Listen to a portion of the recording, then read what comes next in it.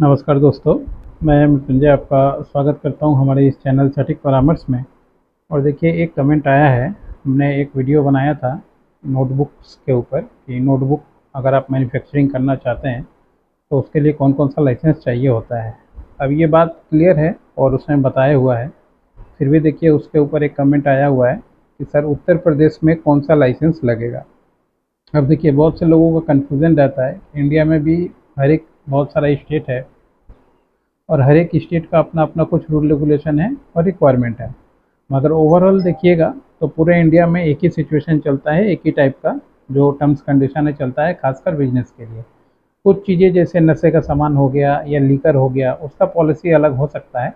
मगर बाकी ऐसे नॉर्मल चीज़ों का जो पॉलिसी प्रोसीजर है लगभग एक ही होता है। तो अगर आप यूपी में भी हैं और नोटबुक मैन्युफैक्चरिंग का बिजनेस करना चाहते हैं तो आपके लिए भी सेम सिस्टम है। आप अपना फैक्ट्री बैठा सकते हैं। और अगर मान लीजिए घर में लघु उद्योग कर रहे हैं तो मान लीजिए आपको एक कंपनी बनाना पड़ेगा, पार्टनरशिप एक कंपनी बना लीजिए जिसमें ऑब्जेक्टिव वगैरह डाल दीजिए कि नोटबुक बनाना, पैड बनाना, ये सब प्रिंटिंग का काम करना आपका उसमें रहेगा। और उसमें 2 आदमी चाहिए होता है पार्टनरशिप में, और उसको अपने लोकल कोर्ट से नोटरी करा के फिर उसका जो है पैन कार्ड बना के करेंट अकाउंट ओपन करवा के आप जो है इसमें काम कर सकते हैं बहुत आसानी से।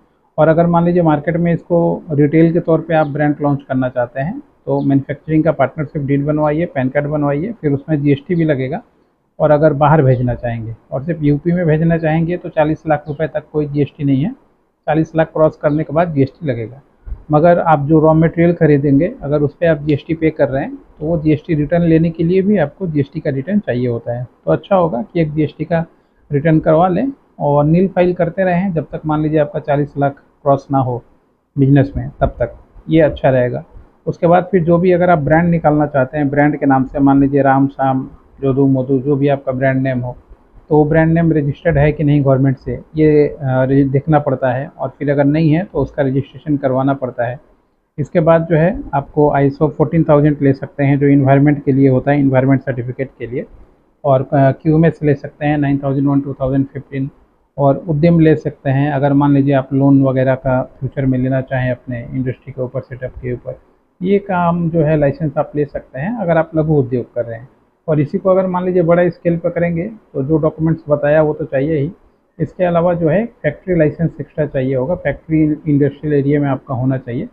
और वहाँ पे अगर आप मैन्युफैक्चरिंग कर रहे हैं तो फिर उसके लिए आपको फायर पोल्यूशन ये सब का लाइसेंस भी लेना पड़ता है।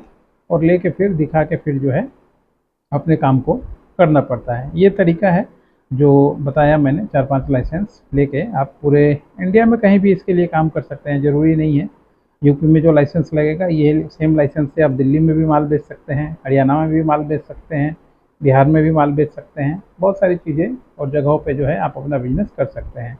और ये सारा लाइसेंस जो है हम लोग बनवाते हैं। अगर आप हम लोगों से कांटेक्ट करें 92302249 पे, तो इसका डेमो प्रोजेक्ट बनाना हो या मान लीजिए इसमें कितना खर्चा आता है वो एस्टिमेट जानना हो, पहले से बनाए हों, मार्केटिंग नहीं कर पा रहे हों, फेल हो जा रहे हों, तो उसके बारे में ये सारी चीज़ें जो है हम लोग करवाते हैं और लाइसेंस का काम बनवा के पूरे इंडिया में ही देते हैं। इसके अलावा भी अगर कोई बिजनेस हो उसके बारे में जानकारी चाहिए तो आप हम लोग से संपर्क करके लाइसेंस का काम जो है करवा सकते हैं। आज के लिए इतना ही दोस्तों, नमस्कार।